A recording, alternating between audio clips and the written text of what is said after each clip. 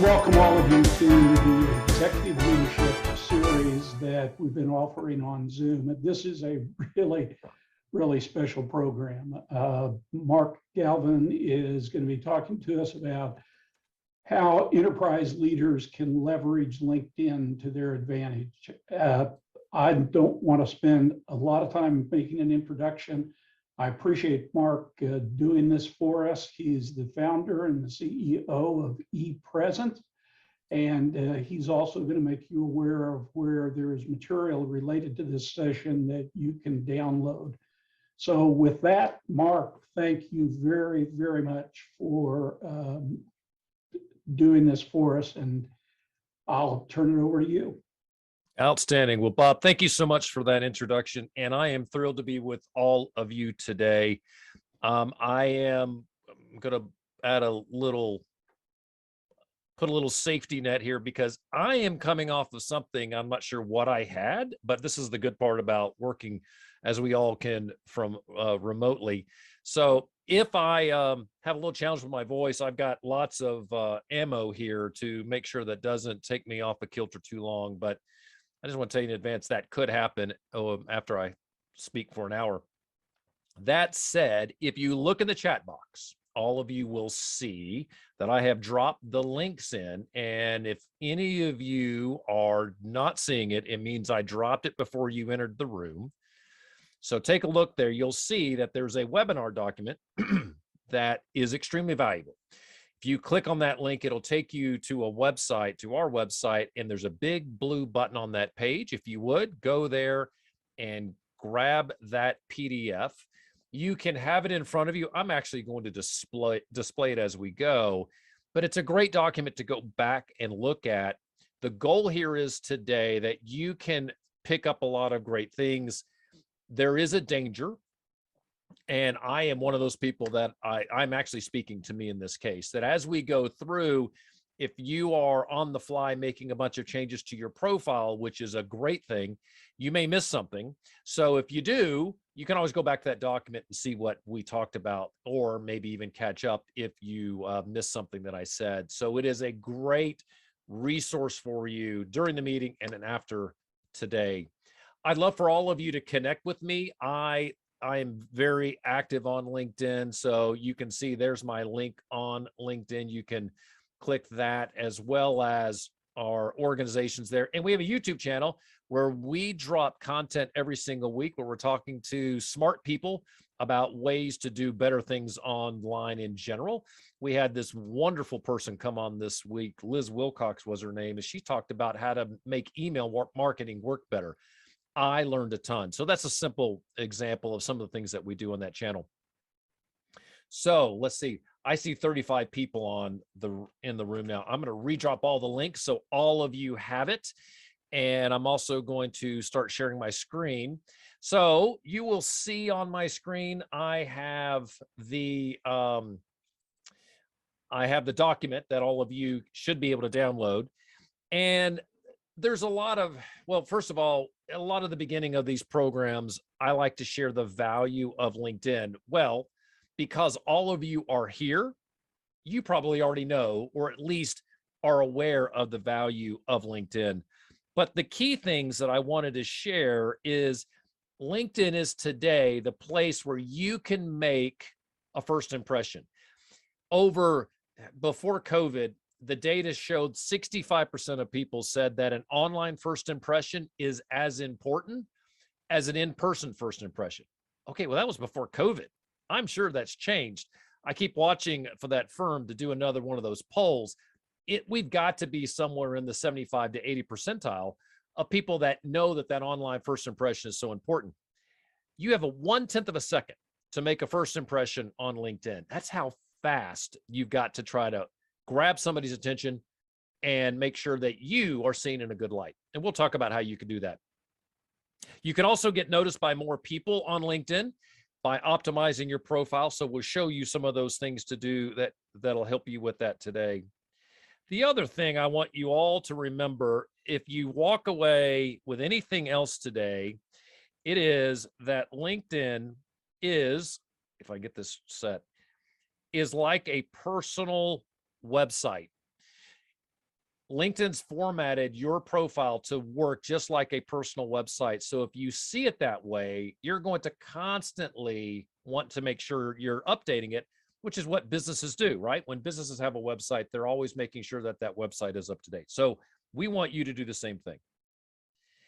This little graph I want to highlight, especially because it is so, so important. It shows the continued importance of LinkedIn as well as social media in general. So if you look back here at around 2006, you see we're down, in the 5 percentile of people that are using social media. And these are percentage of adults that use social media.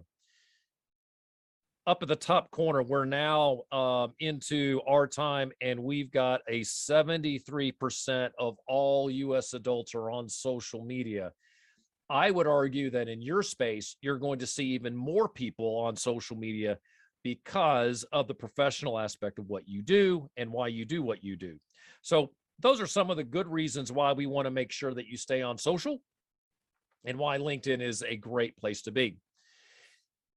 Today, we'll be working on my desktop. You guys will be looking at your desktop, but no matter what we do, we want you to make sure you remember that over 73% of people, just like the last number, 73% of people are going to interact with your profile on their phone. So whatever you do, always go back to your phone and make sure your profile looks good on your phone. Bob and I worked we had a couple of conversations together, and he's made some changes here, and I love the way this looks. So his banner, which is this thing that shows up behind his head, that looks really great. His profile picture, which we'll get into, looks really great as well. I can see his face well. We're going to want to crop your photo so you can see that well. And then the other part that's super important here is his headline, which shows up down here. We'll get into that today. It all describes him with exemplary fashion. So do keep that in mind. When you look at your profile, always go back to your phone and make sure it looks the way you want. Also in the top corner of the documentation, I have all the things that you should probably consider. And there's a hot link right there at the top. This hot link will help you decide which are the best sections for your profile. You can do that after the fact, but do remember, these are the things that you can look at immediately. So the first thing we want to talk about today is going to be profile pictures. And profile pictures are so important because they serve as a virtual introduction. So when I land on Melissa's profile, hi, Melissa, thank you for participating.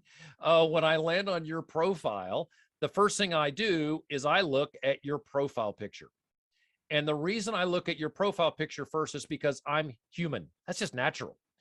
And when I walk up to you in person, Melissa, I'll walk up, I will shake your hand, and I'll look you in the eye. I'm going to do the same thing when I land on your profile. So all of you should look at your profile picture, and the very first thing that you should do is make sure we can see your eyes. If you are like me and if you smile and your eyes get smaller, well, you have to crop that picture a little closer. It's because we need to make sure we can see your eyes. Bob has the same sort of, I'm not calling it a challenge, but he's got the same thing. So notice he's smiling. We can't see his eyes as well. So he has to crop his picture as close as possible so we can see his eyes. It's important for all of you to do the same thing. Danelle, thank you so much also for joining us. Here, I love your picture. I can see your eyes well. I also like that you're friendly. Both you and Melissa are very friendly. Here's why that's important. It will make people want to do business with you. They'll want to work with you. They'll want to collaborate with you because you're friendly. And that's an important part. And we want to make sure that you're all conveying through your LinkedIn profile picture. And yes, all of this comes right from your profile picture. How do you know if you've got a great profile picture? Well, if Danelle were to send her photo to me and say, Mark, what do you think about my headshot? Well, I'm probably not going to tell her if it's bad, that it's bad. I'm probably not. And Danelle, it's just because I'm that guy. I have a hard time telling people, yeah, not so good. In this case, we have a better solution. and that is something called photofeeler.com. So photofeeler.com is a website that will crowdsource your pictures to other people, let random people land on your photo and rate them. So this is the landing page, but if we go in this and take a look at the actual process, this is a live session where this gentleman, I have no idea who he is, has dropped his picture. You can rate for social and dating, so those do want show up on here, but we're focused on business. Here at the bottom, he's dropped his title and says Director of Marketing. I'm going to rate him on competence, likability, and influence. This is going to be on the fly, and I'm going to do this quickly, and don't get upset if I judge him in a different way that you would, but these are just my straight first impressions. Does he look competent? Yeah, he looks competent. Does he look likable? He actually looks really likable. He's so friendly, looks like a really not likable guy. Does he look influential? Yeah, kind of looks influential. And then I submit my vote. Look at that. There's a new picture that shows up. That's how this site works. What do the results look like? Well, I've got a couple of examples here. The first one up here is Anthony Melchiori. He was on a television show called Hotel Impossible. He and I did some work together. I actually laughed when he sent me this photo. I told him, I said, Anthony, that picture's not going to perform well. Can't see your eyes. You don't look very friendly. He said he loves this picture because his pocket square is perfect. And I said, yep, that's true. You do have a perfect pocket square. So we plugged it in. Here's what happens. We got a competence score that was average, likable score below average because he doesn't look very likable. He is a likable guy, but it didn't appear on that picture. And influence is above average. And you can kind of see this picture and see why his results came out that way. Well, let's switch gears. And now we've got a guy looking at the picture, look at the camera, I should say. You can see his eyes. He's smiling. How does he do? Well, much better. In fact, if you compare them side by side, you can see how these two pictures have much different results. So these are the things that we've learned from these profile pictures that we have done again and again and again. The first is that that people with jackets generally score higher on competence and influence. And that is true for both men and women. In fact, we have a female model here. You can see that if you compare these two end pictures here, notice the darker jacket, she drives her competence and influence scores higher with that darker jacket. And we have seen jackets make a difference for both men and women. Ties, guys, don't worry about them anymore. Nobody cares. So ties don't make a difference, but those are the tips that we want to share with you. You can drop your pictures here on Photo Feeler and they'll tell you, we do recommend that you get at least 40 votes on your pictures. 40 votes gives you a better sampling, it'll sort of smooth out the rough edges, if you will. Like my voice today, having some rough edges. Good. Any questions on profile pictures while I take a look at my notes? And you can just pop yourself off of mute and chime in if you have a question. Good. My one question is, how do you control for bias on the site like that? So I think the reality is that you can't really, and Danelle, you probably know this, you can't control for bias, right? And I think what that site's going to do for you, it'll give you the feedback that general people are going to share with you. What you'll be able to do is you'll be able to see that some pictures perform better than others. And I would pick the best performing pictures. That's what I would want to see there. Now, we've done a lot of testing on that site, and what I found is in general, we have not seen different ratings based on race. There's not a huge difference. And actually we've had some folks that have done even better. So I don't think you'll run into that. My feeling is that most of the users of that site are actually going to see pictures more clearly, but it could happen. And you and I both know we can't control for that, but it does give you the feedback that you can say, okay, these pictures are going to give, or this picture is where I'm appearing more competent and more influential. And that's what you want. Good. Any other questions? Perfect. Some other tips on your profile pictures. And for you guys, this is actually interesting. I often tell anyone that has a profile picture not to show their school colors, but a lot of you are working for institutions where you can do that. So if you see that in the notes, you can skip that because you work for that institution. But we also encourage to avoid any type of political speech, any type of sensual or sexy poses, or any type of religious affiliation, unless you work in one of those areas. And the reason is because we don't want to alienate a certain part of your audience unless you want to. And that is certainly, just as long as you're doing that with full knowledge, that is perfectly fine. The other thing that I recommend, and this is what's nice, Danelle has done this. You can see she's got a great background picture. And this is a good piece of something that all of you should consider, and Melissa does too.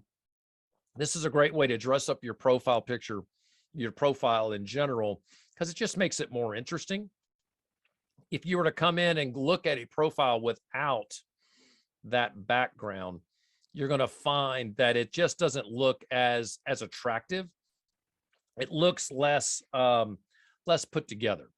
So let's just look up a name. Let's see if I can find a background of someone who doesn't have, and I'm just pulling up names in general.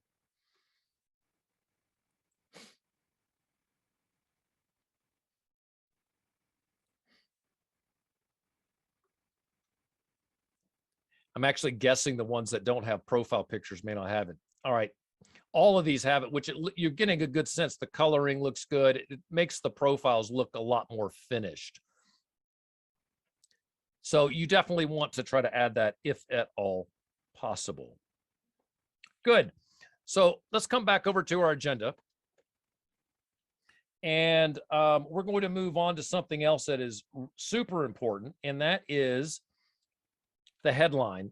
So the headline is the section just above your name or just below your name. And what LinkedIn will tell you to do is to put in your title and your company.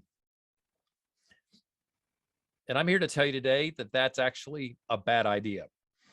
The reason is because, and let's come back over here and look at Danelle. So on Danelle's,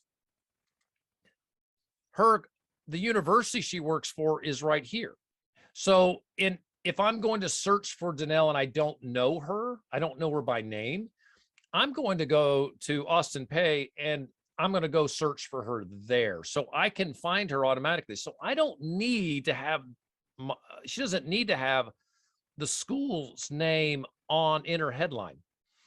The other thing is titles are not always what somebody's going to search by if they're looking for you to collaborate or do any type of work with you. So I would encourage you to think about the words that someone would use if they're searching for you. And those are the words that we want to put here at the top. Now I'll give you an example. When I was in my hotel days, I spent a number of years in the hotel business. One of the folks that I would always want to look for, get my mouse there. I was always looking for meeting planners. This is a common search. And if I just hit enter, I'm going to search for people, and I'm going to come up here and refine my search by clicking people at the top. I'm going to search for people with that title. And notice what happens. When I come down here, the first person on my list has the name meeting planner in their headline. The next person, meeting planner. Down here, meeting planner, so on. You kind of see the point. So it shows how important those search terms are. So I want you to think about the words that someone would use to find you and build them in your headline. And I have a great exercise to go through that. That exercise is simply this. Go into, start the process by creating a list, starting off, and I want you to come up with 20 different words that describe you if I don't know you. So whatever they may be, and you know what, let's do it this way. Let's ask Melissa for help. So Melissa, take yourself off of mute and give me some words that I would use to find you if I did not know you. Just give me, say, 2 or 3 that come off the top of your head. Okay, I would say speechwriter, communications professional. Let's see. Government relations liaison.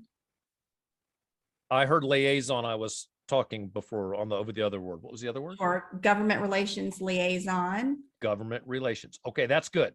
Now this is good. You're going to be one of the people, because you're in communications, you're going to be able to come up with words. I want you to come up with 20 words just like that. Government relations liaison is 3 words. So list all those words out, and everybody do this, just like what we started to do with Melissa.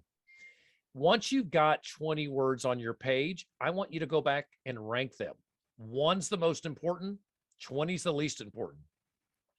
You now have your roadmap. You start off with word number 1 and start building your headline. And your headline can be as many as 220 characters.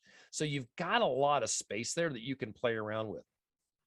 Once you've started to build it, you've also got to look at it as a puzzle, because as you start to build this, you're going to find that the words may not just, word number 1 may not go well with word number 2.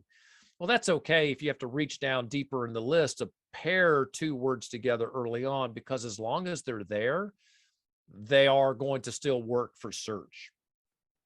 So I'm going to show you my screen again and look at some things in my headline.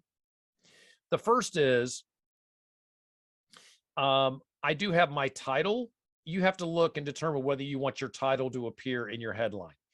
It may help you and it may not. If it will help, and I'll give you an example of how it helps. When I go in and I'm meeting with the CEO or the president of a company, it's going to help me open doors, but with my title. So that's why it's there. If your title really isn't going to do that, and it's not going to help people find you, then you can skip the title. Then I have social media management agency for individuals, organizations, and companies. Here's what I want. I want somebody to be able to search social media individuals, social media organizations. All those words will still help somebody find you, or find me, I should say. So building those words, like I just mentioned, will help people track you down, and will also have you appear in more search results and make it easier for people to find you. Good. Any questions on the headline?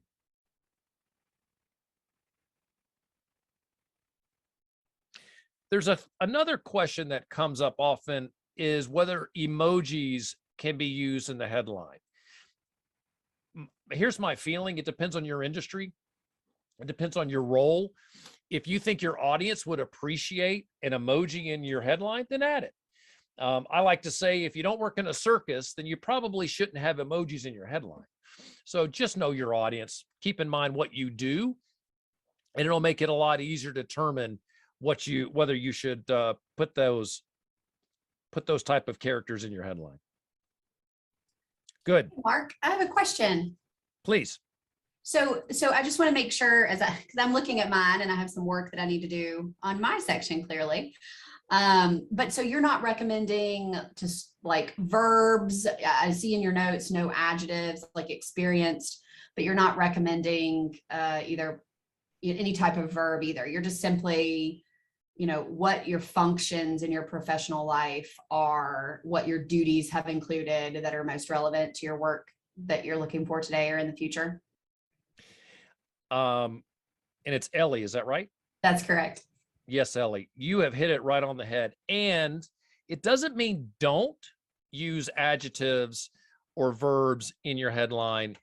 It just means keep in mind, nobody's going to search for you using those words. So I have an example, this Ms. Dorothy Davis here, and she put her title, right? So she has CEO in her headline here, and she also put her company name. It was really important to her that she put that in there. Then further down, you're going to see this phrase right here, dynamic, innovative thought leader is in her headline. It is not something that is going to help her. Nobody's going to search for her that way. Most people aren't. Let's just put it that way. However, notice where it is on her headline. And that's also that's something I think is very important to note. It's not high in her headline because people are really only going to read, when they land on a profile, the top 2 lines. That's where most of the attention will fall. So if you want to use the words that are dynamic and innovative thought leader, because as someone who's interested in you will land there and you've got the space, then you can do it. Just keep in mind, it has to serve a purpose. We want to think about, and this is very key, think about your target audience. Who do you want to speak to? And do those words speak to your target audience once you've achieved the search function and activating that? One more question. Is this the section that the search terms pull from, or do they pull from the collective body of terminology in your entire LinkedIn presence? Great question. So as you look at a profile, what you'll see is that LinkedIn will look at first the headline. The second thing it looks at are the titles. When you get down to your experience, the title line is the next area, and it's all of your titles will become the second most important. You've actually served up a nice a good segue for me. When you're building your experience section and you control what those titles say, you can put your title and then add other search words there. So I've put in there social media educator because it didn't fit up top. So headline, titles, and then the last is everything else. So the about section, which can be very large, you can have search terms there. However, if LinkedIn search is looking at your profile 10 times a day, let's say, it's going to categorize the headline and the titles all 10 times. But about 7 of those times is when it's going to look at your about section. So it's not as potent, but it still does work. It's just not as effective. Good, great question. So headlines, super important. I'd love for you guys to, when you have a moment, take a look at what Bob has done with his. And I think that he's done a great job, and he's in your space so you can see some of the words that he's used that will help people find him. Now he's also used some adjectives there, but it looks really great. There is something I failed to mention, and that is these vertical bars that you see in his profile on his headline. Those vertical bars are on the keyboard above the enter key on the right side. So it's shift and that key, top right corner, right above your enter key on your keyboard. It gives you a vertical bar. Here's why that is such a great thing to use. It tells your audience this is not a list. So you don't have to be grammatically correct. So when Bob built this, he did not have to go to the end there and put and facilities, community, leadership development. Facilitates community leadership development. He didn't have to say and. It lets your reader know this is not going to be grammatically correct, but these are bits of information, and it looks professional at the same time. So I encourage you to use that bar as you break apart each part of your headline. Good. All right. We're making great time here. I've got And- a question before we move off of profile. What are your thoughts about videos as part of the profile?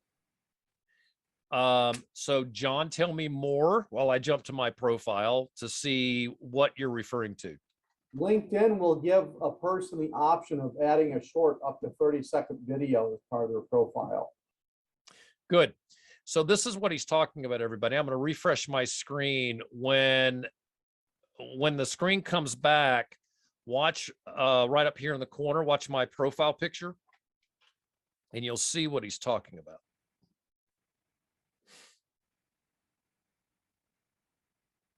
Oh, of course it didn't do that. All right. I'm going to have to do more than that. Let's see. It's still refreshing. There we go. So you can add an animated video to your profile picture, and you have to have, first of all, you have to have one that is available. You could film it with your phone.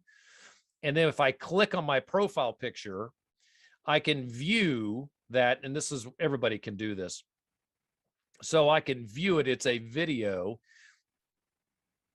And there's sound with it, which is, you guys aren't hearing. Actually, I stopped it because of the sound was bothering me. Let's mute it. So you can add a video that can further tell your story. John, I think it's a great idea because you can see how I took advantage of it. The one thing I want you to think about is think of your audience and will it appeal to your audience? Is it going to achieve what you want to achieve? So I'm there talking about social media and trying to reach more people on your LinkedIn profile. So I do recommend it. You cannot do this from your desktop. You have to do it from your phone. If you have a professional video that was shot for TikTok, you can move that. You have to move it to your phone to upload it. So it is a mobile device only option. But I do recommend it. There is another way to add video to your profile, and it is through the featured section.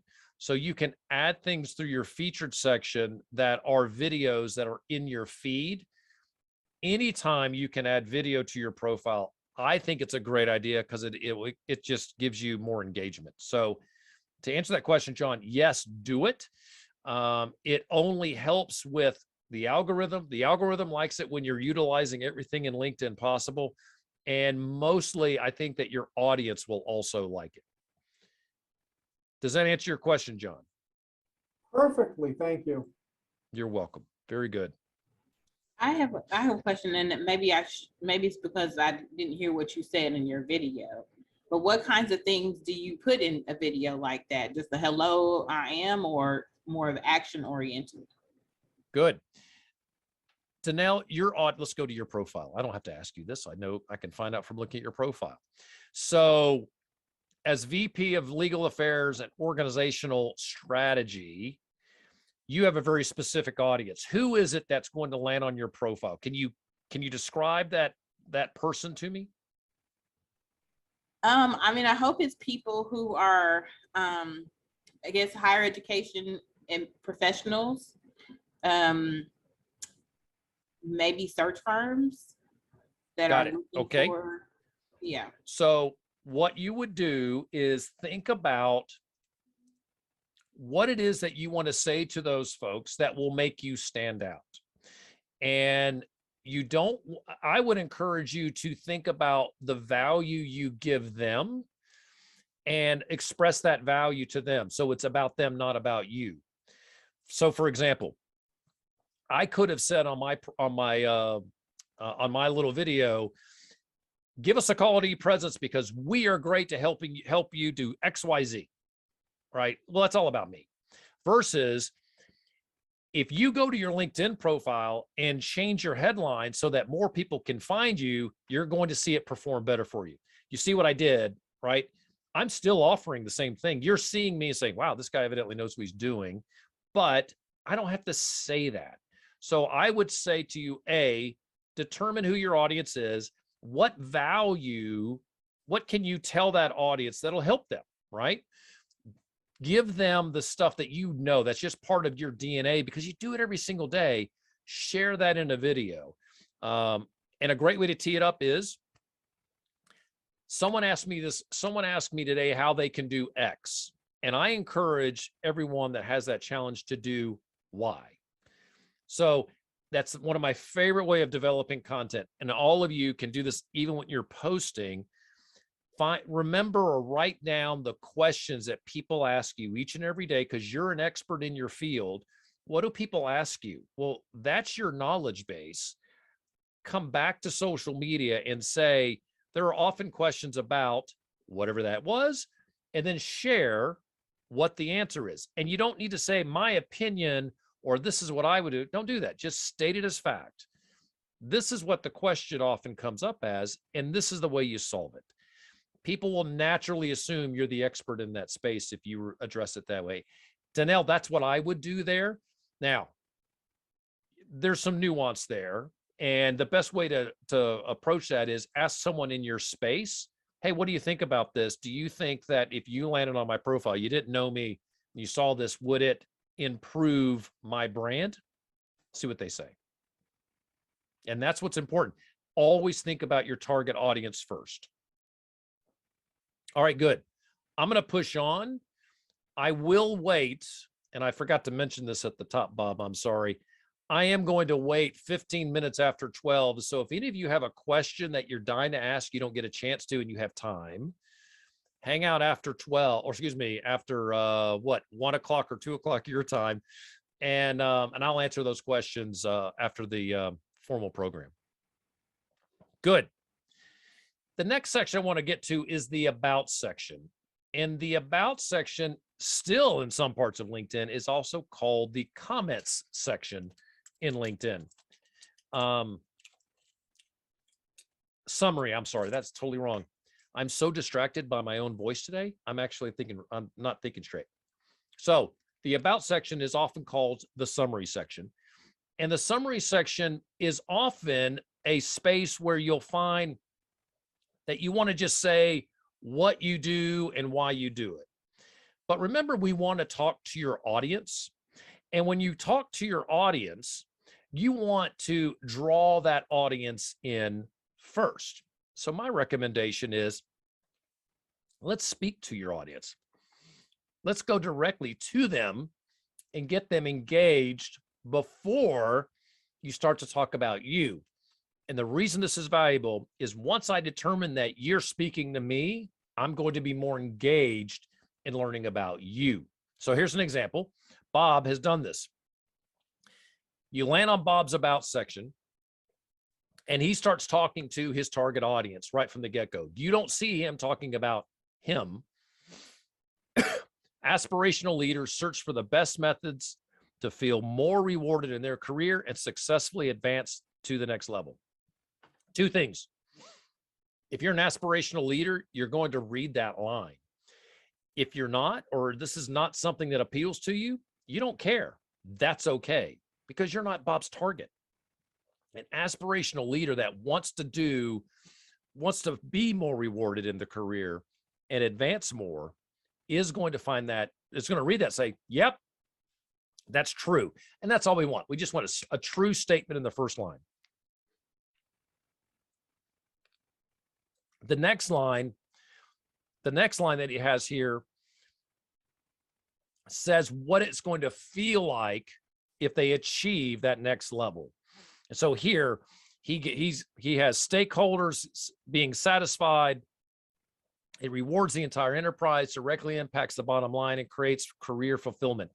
So we state what they want, and then we state what it feels like if they achieve that. His target audience is hooked. By reading those two lines and they're interested, they're going to be more interested in hearing what he has to say. And then the next few lines gets that audience to be more engaged. So you can see what we're doing. It's a mild hook to get people interested in what he's saying in his About section.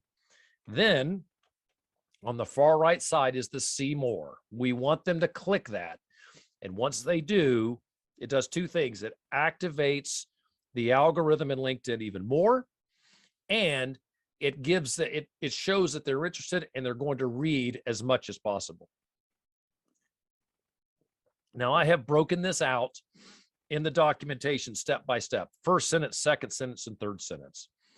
I do encourage you to share your passion in your about section, because I want to work with somebody that's passionate, and so do you. You want to work with somebody that loves what they do, because you don't have to manage them, right? You don't have to look over their shoulder.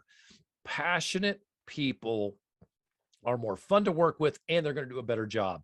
So express express your passion. Bob, I have a tip for you here, and this is a good one for all of you to hear.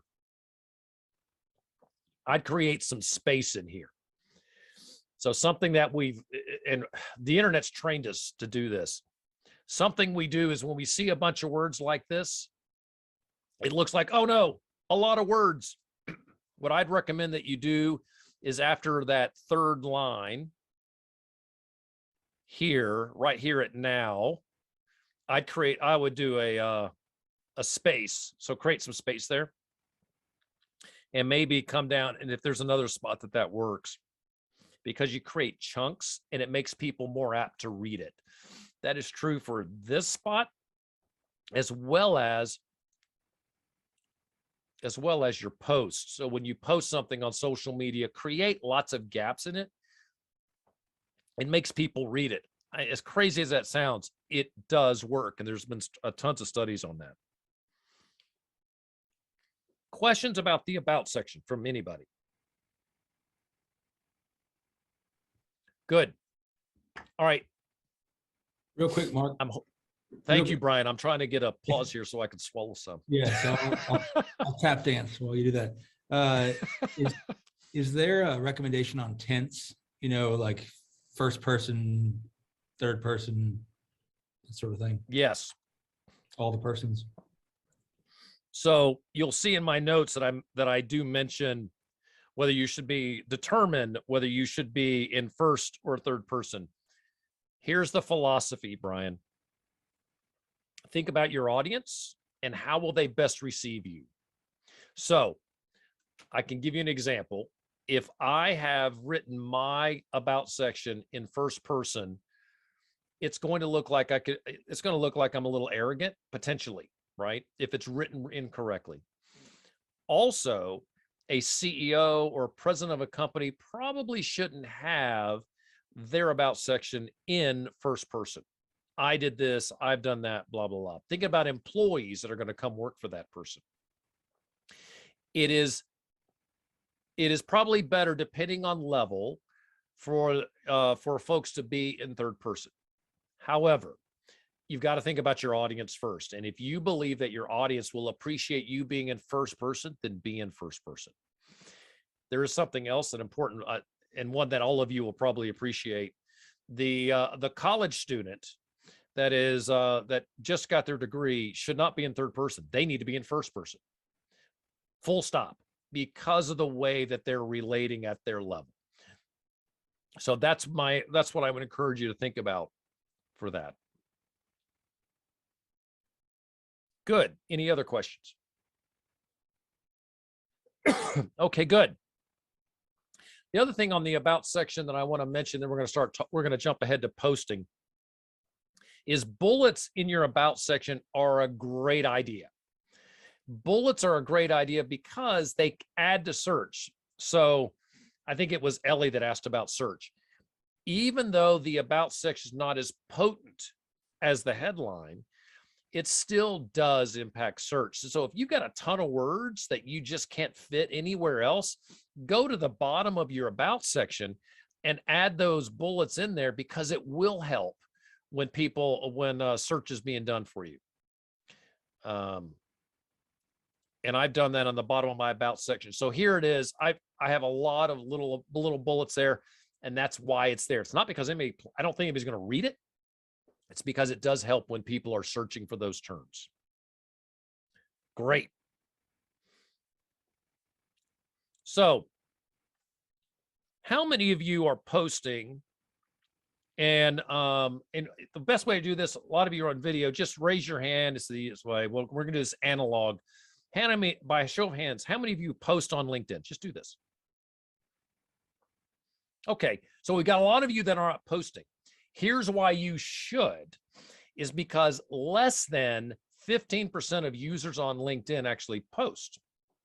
So, and if you post, you'll find that your profile is going to appear higher in search results. More people will find you when they search for you using your search terms. The trick to posting is understanding that you want to make sure you want to speak to as wide an audience as possible. And this is thinking about, how do I communicate on these platforms and what do I communicate? And I've mentioned this before. I would avoid anything that's and actually the phrase we love to use at ePresence is, don't talk about politics, sex, or religion unless you're in the business of politics, sex, or religion. And this is a good example from Pew Research of the breakdown of political leanings on each of the platforms. And you'll see that LinkedIn is on here, and they only list 60% of all the users of LinkedIn show up as at all, which means you don't really know what most people's leanings are. But let's say that you are someone that likes to talk about politics a lot and you are on the conservative side. Well, 35% of the people out there are not going to like what you had to say. So why upset them? I don't think it's worth it. So I would encourage you to avoid that. And it's kind of, and it may be crazy that I'm bringing this up, but today we see so much of that on social, especially, and LinkedIn's starting to see it. Now, there's a new test going on LinkedIn. Some of you may have heard about it, where LinkedIn is going to give you the chance to block political posts from your feed. And I think that's fantastic. So that's coming soon. You may be able to block that. So we're on page 6, and I'm going to go to LinkedIn and work through some of these. But this page has all the nuggets that you need to know for posting and how you can post content so that people can find you better. So let's go in and do a little post. And I'm going to do a simple example.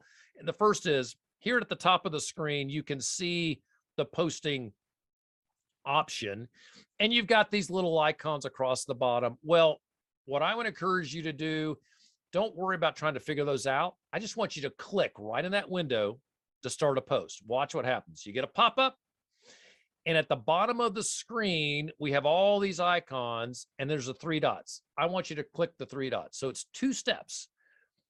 This is a description for you of everything that you can do when you post. This will help guide you. And what you could do, a good strategy would be, okay, I'm going to post twice a week. I'm going to post a photo one day. I'm going to add a document the next. I'm going to share that. Well, if you're not hiring, that's not a good one. I'm going to do a poll. I'm going to add a video. You kind of get the gist, right? You can work your way through the content, and it can tell you or help you determine what content to post. In this case, what we're going to do is I'm going to share the one thing that I think is fantastic, still works really well, and that's creating a poll.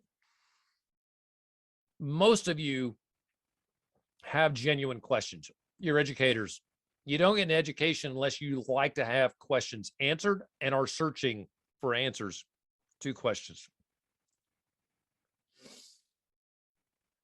When you look at these questions, I want you to think about something that you genuinely are interested in.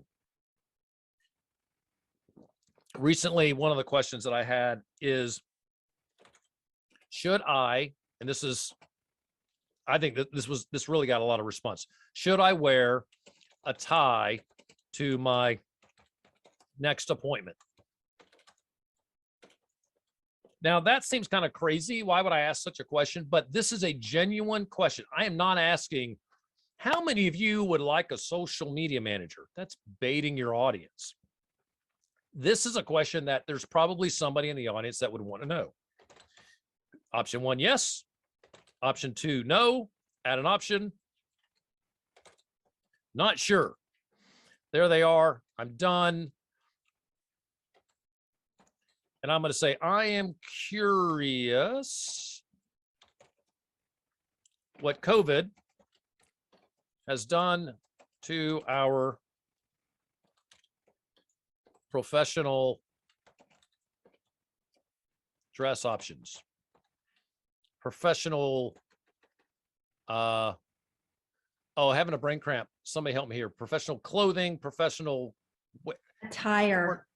Thank you, Melissa. You are such a communicator. Thank you.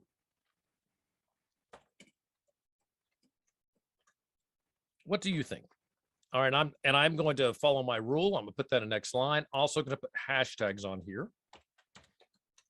I do recommend using a hashtag that is unique to you and your space or your department, your school, your educational institute, whatever that is.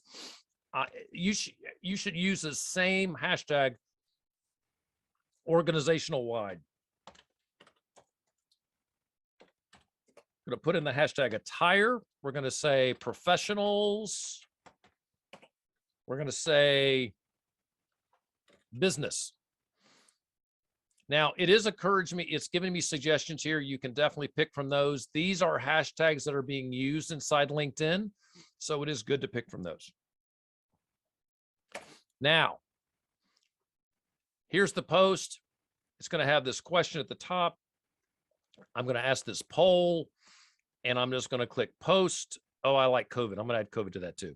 So you can at the bottom add hashtags that they suggest. And there it is. So all of you, please vote in my poll. Here's what you're going to find. Polls reach more people.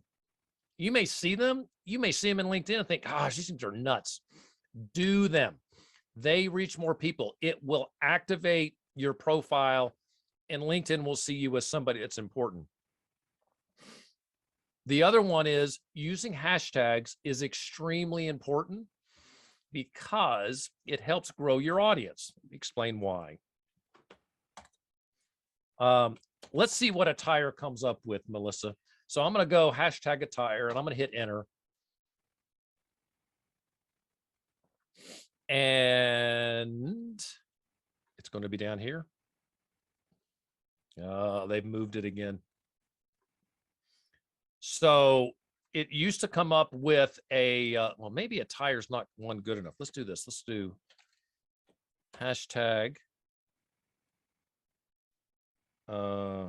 entrepreneur. There it is. So you see how this hashtag came up in the search results. So attire wasn't big enough. Melissa, what a bummer. But here, if I put the hashtag entrepreneur on my post, I'm going to reach 533,000 people. That's why you want to use hashtags on your post. And that's why it's a good idea to use the suggestions from LinkedIn. Back into the post, there are some other things on here I want to mention. Adding a photo, putting a graphic on every post is great.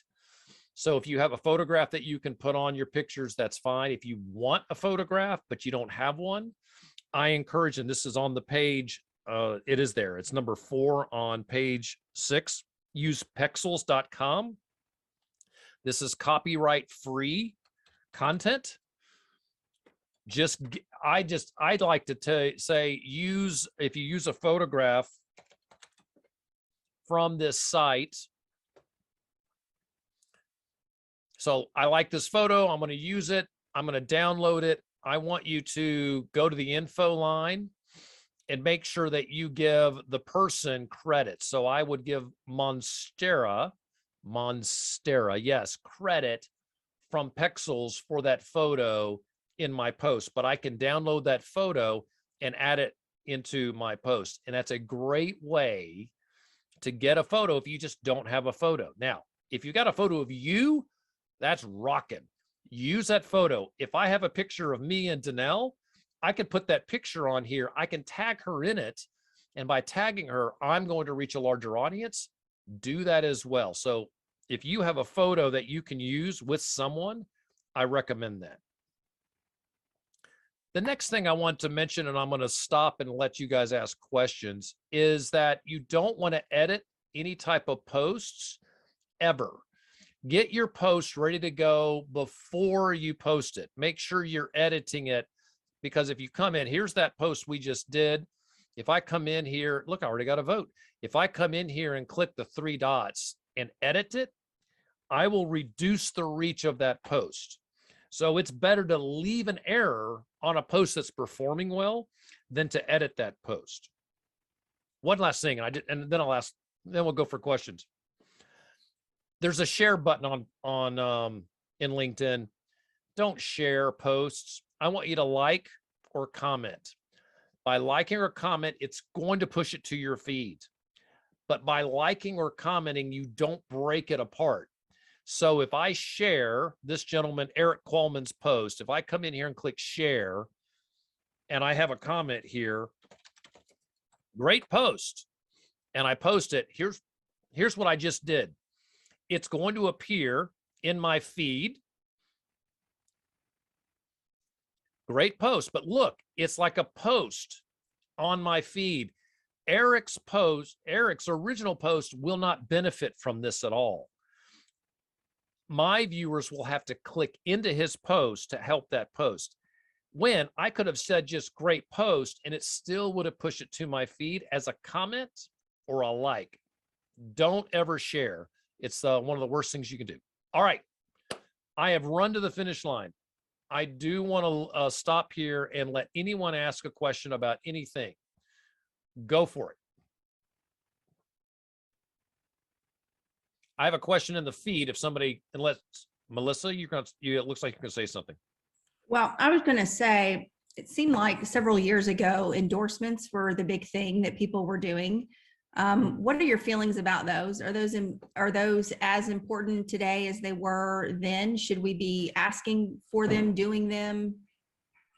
Good. Let me show you what endorsements are, and I will answer the question as I go there. They are important for job search. The skills, so it says skills, but it's also endorsements, Melissa. And it used to show up at the top of the screen where people saying, hey, do you think Melissa's great at whatever that word is?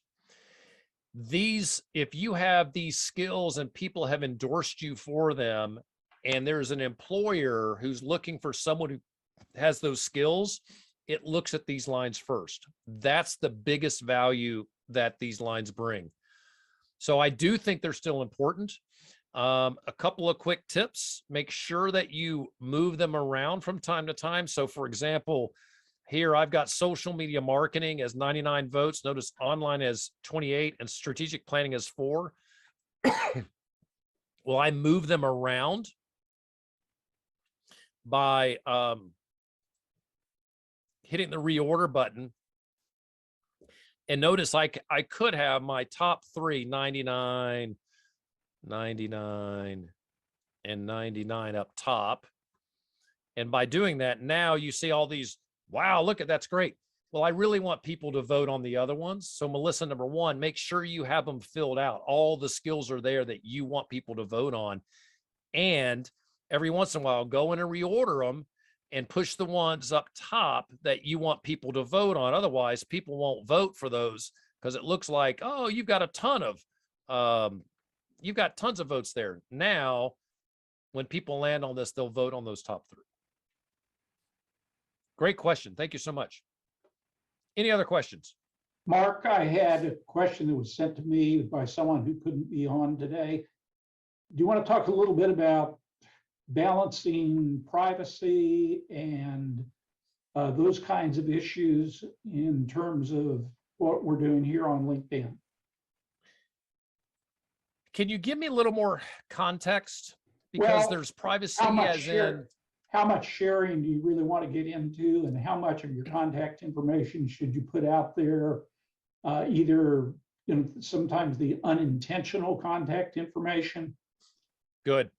All right, I love this. So I'm going to go into the first spot that I think is the most important, and it's at the top of your profile. You have there's a contact tab at the top of the profile that everybody else sees, and it's right here, the contact information. So if I click this, number 1, you need to make sure you have information here so that people can reach you, but make sure it's not personal information. So for example, my profile is my LinkedIn profile, my company website. If you can put your organizational website there, do it. That's a great thing. My phone number is not my cell phone. Do not put your cell phone on your LinkedIn profile. And here's why. When I get a credit card in the mail and it says activate your credit card, call this number, and I call it. How many of you experience this? I call it and they say, great, your phone's activated. Well, my phone number is now personal identification. So let's not share our personal cell phone number here. Use a work number, right? If you have an office line, put that down. If you don't feel comfortable using that, go to something called Google Voice. And Google Voice will give you, and I'm trying to remember if it's Google Voice or Google, let's double check. Yes, Google Voice will give you a phone number for free that you can use to forward to other numbers.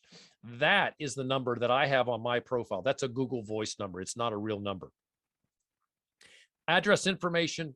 I would never put your home address there. That's my work address. And then my email is not my office email. It is an email I created exclusive for LinkedIn. I monitor this email. I do see it, but it's not an email address that goes, it's not my work email. It's not a personal email. I encourage you to create an email address that you use for social media that you keep an eye on, but is not going to be anything that you use anyplace else. So that's on the personal profile side. When it comes to posting, I would make sure that you clearly identify what your boundaries are and whether you want to cross certain boundaries. Here's a good example. I know a lot of people who refuse to post content about their family. They have kids. They don't want to put the photos of their kids on there. And I think that's a good idea. I did not do that for a long time. Fortunately, my kids are older now, so it's not an issue for me, but you should think about this. The dangers of putting photographs of your kids out could be a problem. So I wouldn't do that. Having boundaries that you have determined that are important for you is a good idea. I encourage you to think about this. In a professional space, there's so much content that you can share that is professional related. I would stick to that. And that would be my personal suggestion. And that's focused on LinkedIn. Facebook, if you have a Facebook profile and it's a personal profile, then of course you're going to share personal information there. But I would be careful on how much information you share. Like, never show a photograph of personal identification, like your COVID vaccine card. I would never post a picture of that kind of stuff on there. So I have a question that came up in the comments here from Pam Jeffries. Do you recommend we buy the LinkedIn subscription? And Pam, my answer to that is simply this. If you think it's something you would like, I would recommend that you look at the job hunter level, which is something like $30 a month, and try that first. And why would you do it? 2 reasons. You show higher in search results, and you can also see everybody that's looked at your profile. So one of the best things that I love about LinkedIn is the ability to see who has viewed my profile. And if you're in a paid version, you can see everybody. So quickly popping back onto my profile, here under, I come to my profile, I'm going to page down and I get analytics, profile views. If I click this, oh, Melissa, thank you for visiting. I can see everybody that's looked at my profile. This is a great thing to do if it works for your space. This only comes with a paid version. The other thing is that you can get more LinkedIn mails than without a paid version. So if you want to send more messages to people you do not know on LinkedIn, I recommend moving to a paid version.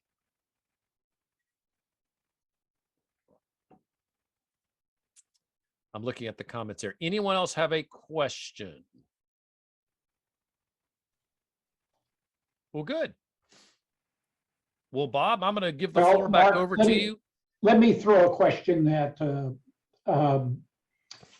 a lot of our people may want to use their posting as a way of creating their presence as a thought leader. In fact, that's where you and I came in.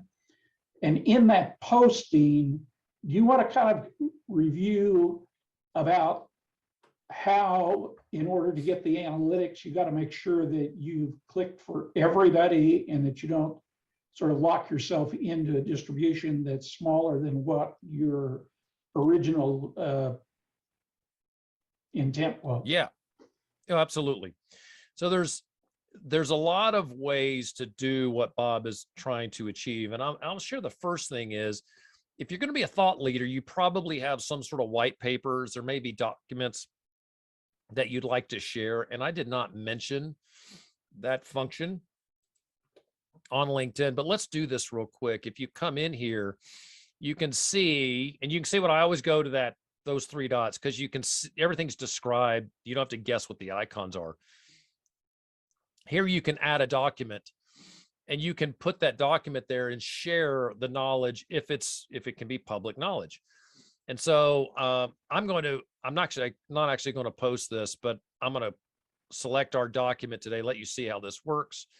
So there it is. It's uploaded and it's starting to show. And then I'm going to say I'm done, but it's actually, I got to put a title here. And now I can say what I'm going to talk about. So you can upload documents.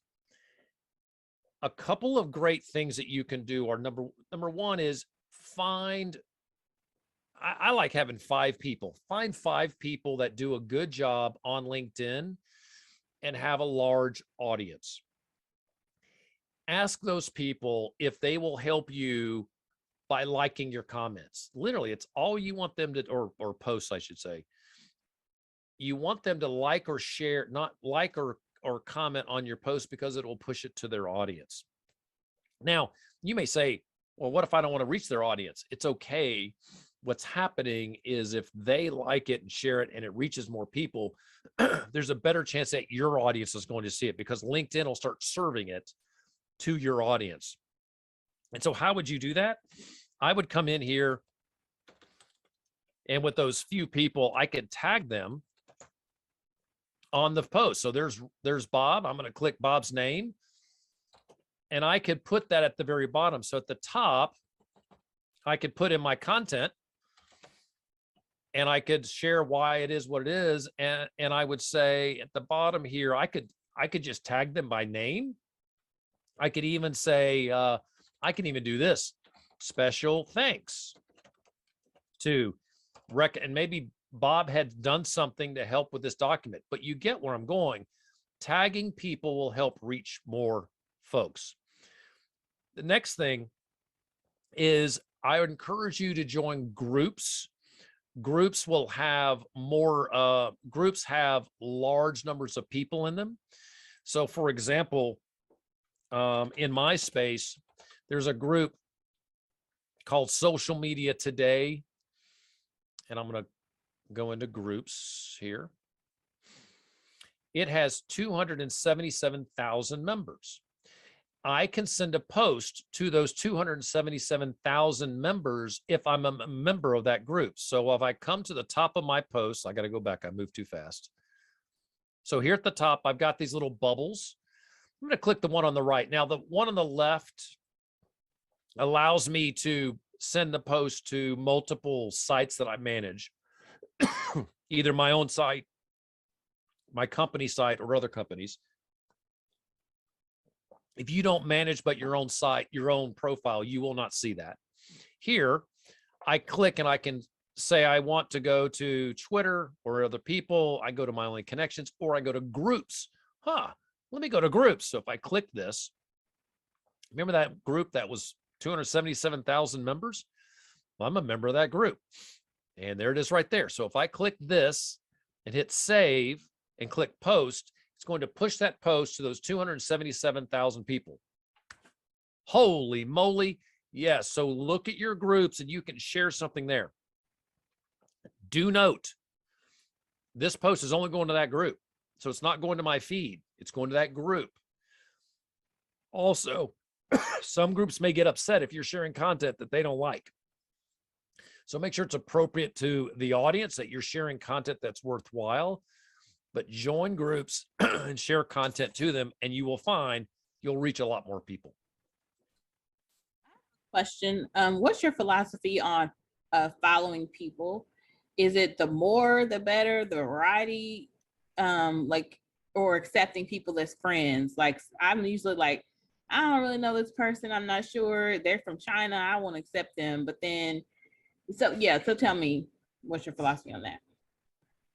So Danelle, I'd look at your audience. Who do you want? Who is in your audience? Who do you want to speak to? And can that person help you reach that audience today, tomorrow, in 5 years, or 10 years? All right. Or another way is, can they help you, define help as you may, today, tomorrow, 5 years, or 10 years? So that's how I accept connections or not. I had decided that I was not going to accept connections when I started my company from folks in India. I was getting a ton of requests from folks in India because I said, I'll never do business there. Well, we've now determined that there's a lot of people that work in India that need LinkedIn profiles that speak to business people in the US. So that was mistaken. But it was a thought process that I went through. Now, I try not to accept connection requests from anyone that I think is fake. I do look at Chinese profiles that are based in China, and I find a lot of them are fake for whatever reason. And this is just because they have fake profile photos, and I pull the photo and I drop it in Google search, and I find that those profiles, they pulled off of the internet. So I would try not to connect to fake profiles, but if they're in, if they're regular people, but they just don't look like they're anyone that can help you in any way, then I wouldn't connect with them. Following is a different story. So you can follow someone on LinkedIn or ask to connect with them. And following people can hurt your brand if they're not a good brand, or they could enhance your brand because you're seeing their content and it's good to be affiliated with them, so to speak. So you got to look at that and determine with those different categories what works best for you. Danelle, did I answer that question, you think? And if you have Yes, another you did. question, it's good with a follow-up. I'm good with that. No, I'm reaching. Sorry. Don't hit your head on that that cabinet there. Yeah. Any other questions from anyone? This is great. So, All right. excuse me, Mark, this has been fantastic. And as I've been working on my profile, I see that we could use it to share that we are hiring. Is that an effective way to find candidates? Yeah. So you guys are going to hate I keep saying this. It depends. We've had businesses that we work with that have posted that they have jobs open, and they've seen crickets. We posted that we had jobs open available through LinkedIn, and I got 23 applicants. So it depends on what the job is and whether there's a high demand for it. So it's a good idea no matter what, and you can do it for free. So I do recommend that you try it if you have a position you're trying to fill. And you're going to see, kind of speaking, and I believe it was Melissa that asked about skills and endorsements. You're going to check off on the skills that you want that person to have, and it will start to hit those people and ping those folks that have the skills that say they're open to work, and they have a good chance of applying for your job. Good. These are all great questions. I love this.